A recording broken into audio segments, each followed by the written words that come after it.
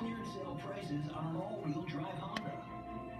Don't miss the New England Honda Black Friday Cyber Monday sales event.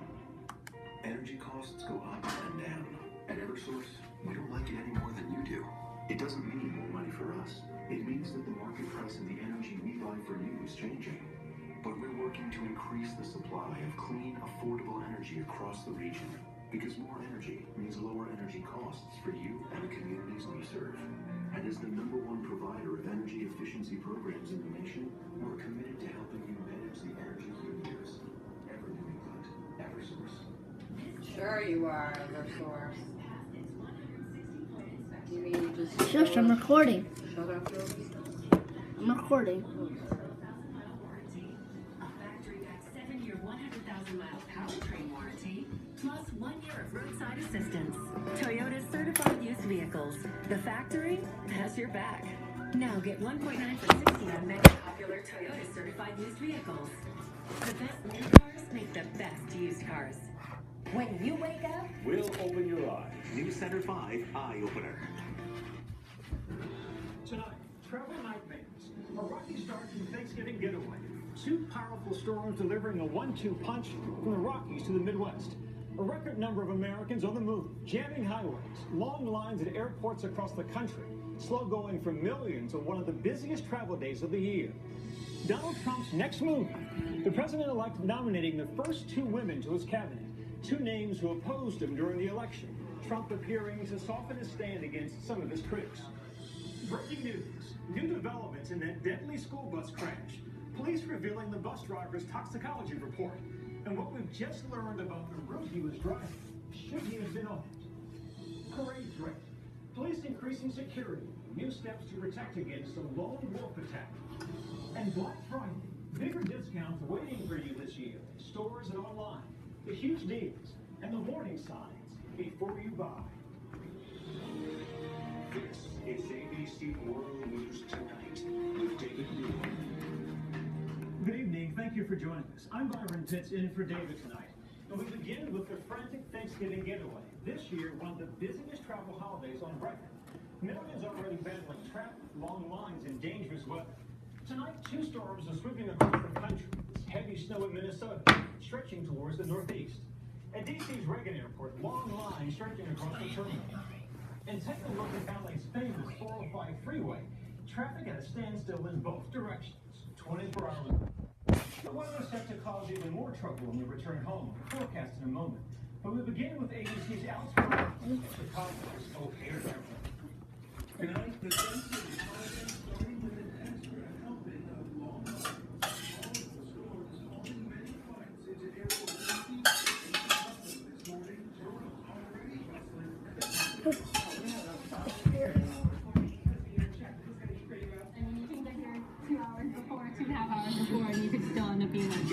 In Minneapolis, crews racing to de-ice planes and clear snow. At DC's Reagan National Airport, lines as far as the can see. Police directing traffic outside of Reagan Airport. Like, this is crazy. I've never seen it like this. Air travel demand so high, airlines adding 74,000 seats a day just to keep up. Amtrak trains packed with holiday passengers too. Philadelphia's station seeing its busiest day yet this year. But the most popular mode of transportation to get to that turkey is the roads. An expected 43.5 million Americans drive more than 50 miles. Drivers on the lookout for more icy and wet conditions, already blamed for spinouts across Colorado and Kansas. So many motorists getting on the road at once, complete gridlock seen from the sky in LA. And with the busiest travel day, Sunday, still yet to come. And Byron, here at O'Hare and at airports across the country, the TSA has added 1,400 agents and made many part-time agents full-time in hopes of keeping the lines moving and alleviating congestion. Byron? Alex, thank you. Let's go right now to meteorologist Rob Marciano along the West Side Highway tonight, tracking the storm. Rob. Hey, Byron, traffic is heavy here, but it's dry across the East Coast. Not going to last, though. We've got a large system that stretches from Canada all the way to Mexico. Look at the radar. Some wet snow falling across the northern Great Lakes. Some heavy rain from Detroit back to Chicago, south to I-70. Some thunderstorms this morning across Texas. Tomorrow, that front moves off towards the east, but it kind of weakens. We'll get some winter precip across western Pennsylvania along I-80 and north of that into western New York, and also a strong storm coming into the Pacific Northwest.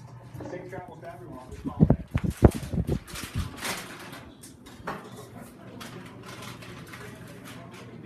Can you not use all my sticks, then? For our center? The last one. The last one I'm using. It's also a working holiday, and tonight he's named 2 new members of his cabinet. ABC's Mary Bruce is in Palm Beach tonight. Tonight, Donald Trump's luxury Mar-a-Lago resort, now a secure Florida fortress. The president-elect releasing a Thanksgiving video message. It's my prayer that on this Thanksgiving, we begin to heal our divisions and move forward as one country, strengthened by shared purpose and very, very common resolve. After announcing 5 white men as his first round of hires, today a jolt of diversity. Trump nominating 2 women to join his cabinet. South Carolina Governor Nikki Haley to be his ambassador to the United Nations, and Republican mega donor and school choice activist Betsy DeVos for Secretary of Education. Both women deeply critical of Trump during the campaign. Donald Trump is everything we hear and teach our kids not to do in kindergarten. But Haley ultimately came around. While I won't pretend to have always been President-elect's biggest cheerleader, I did vote for him, and I was absolutely thrilled to see him win. At 44 years old, she's the youngest governor in the country. The mother of Indian immigrants, she led the charge to remove the Confederate flag from the South Carolina Capitol. Still, Haley has virtually no foreign policy experience, and Trump has been openly hostile towards the UN. The United Nations is not a friend of democracy. It's not a friend to freedom. It's not a friend even to the United States of America. Today, Trump praised Haley's track record of bringing people together. If she's confirmed, she would be replaced by South Carolina's Lieutenant Governor Henry McMaster, one of Trump's first prominent supporters. The new picks come with Trump softening on a host of campaign promises, including his pledges to repeal Obamacare, prosecute Hillary Clinton, pull out of the Paris climate change deal, and reinstate torture. He's also hedging on his vow to separate himself from his business empire. Nothing. In other words, in theory, I could be president of the United States and run my business 100% sign checks. I could run my business perfectly and then run the country perfectly. Trump still insists he'll focus on the presidency while his children run the family business. Mary Bruce joins us now from Florida. Mary, we're here tonight. There may also be a role for Dr. Ben Carson in the administration. That's right. Ben Carson, the former neurosurgeon and Trump's former rival, says he's been offered multiple positions, including the Secretary of Housing and Urban Development. Now, last week, Carson said taking a role in government would make him a fish out of water. But today, he tweeted that an announcement is forthcoming. Mary, thank you. Former President Trump has yet to name the Secretary of State, the most prominent member of the cabinet. ABC's John Carl joins us now. And John, there's a real split in the Trump team about who should get this job. There sure is, Byron. I'm told it has come down to 2 prominent Republicans, Mitt Romney and Rudy Giuliani. You really couldn't have more of a stark choice. On the one hand, Romney was one of Trump's harshest critics during the campaign, but some transition aides are arguing that he would be a bridge to Republicans and others who did not support Trump. I am told that Trump is warming to that idea. On the other hand, nobody was more loyal than Rudy Giuliani, and some transition aides are arguing that his brash style make him exactly the kind of deal maker that Trump says that he wants. I am told that Trump is genuinely torn on which way to go. John, thank you. Meanwhile, the presidential ballots are still being counted, and Hillary Clinton's lead in the popular vote continues to grow. She's now more than 2 million ahead of Donald Trump, prompting new calls for an audit of voting machines in some of the battleground states. And next tonight, new details just coming in about that devastating school bus accident in Chattanooga. A team from the NTSB is on the scene looking for clues in the mangled wreckage. But tonight, the results of the driver's toxicology test have been released. So we're also learning that bus should not have been on that road in the first place.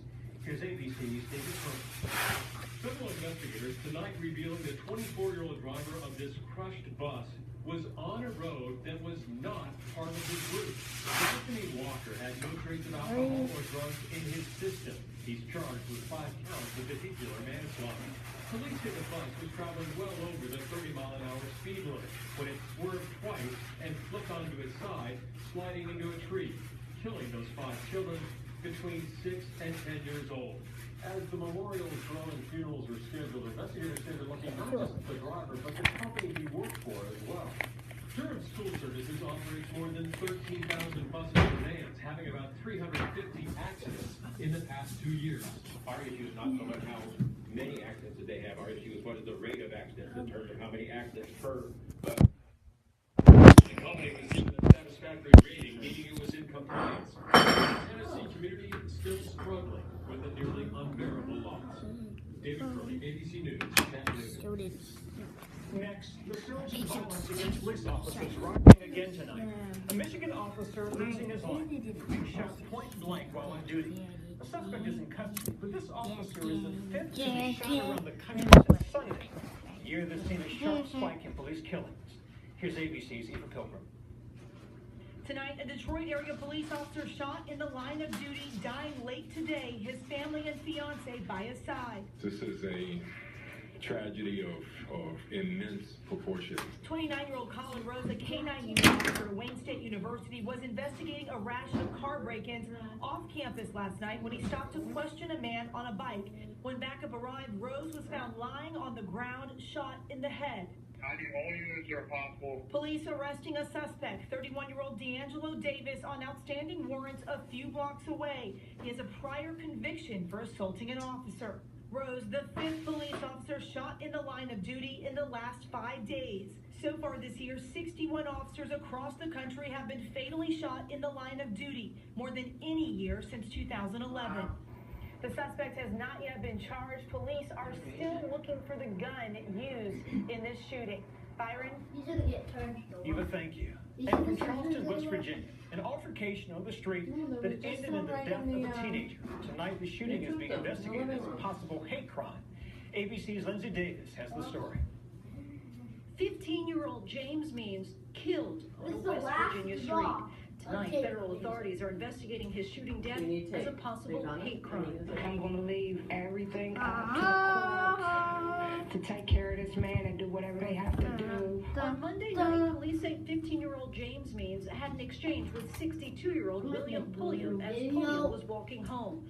Pulliam admits to shooting Means twice in the stomach, calling it self-defense. I mean, I felt my life was in danger. Pulliam told police Means was with 2 other boys who were mocking him and says Means approached him and flashed a gun. The police report made no mention of Means having a gun, but police are still investigating. According to the criminal complaint, Pulliam expressed no remorse, saying, the way I look at it, that's another piece of trash off the street. He later denied saying that. Wendy, I didn't want to kill anybody, but, you know, they're not going to kill me. Pulliam now faces first-degree murder charges. If found guilty, it could mean life behind bars. Good. What? Lindsay, thank you. And here in New York City tonight, preparations for the Thanksgiving Day parade are kicking into high gear. And while the balloons are being inflated, the security is rolling in. ABC's Gio Benitez is along the parade route tonight. What? It's the Big Apple's moment to shine, and tonight authorities aren't taking any chances, blocking traffic through the parade. Should I just kill myself with it? New York City now adding dozens of these sanitation trucks filled with sand to help prevent an attack like the one in East France. That driver of a speeding truck carried 86 Yeah, I'm getting closer. Just days Don't ago, do that. You're police going to end in up New York poking arresting yourself this in the man, eye. prosecutors say, Maybe? attacking Times Square. Police even visiting 135 truck rental locations. Our eyes are reminding only employees 2. to report anything suspicious. If you see something that doesn't look right to you, the way a truck's parked, somebody's just acting odd, tell someone.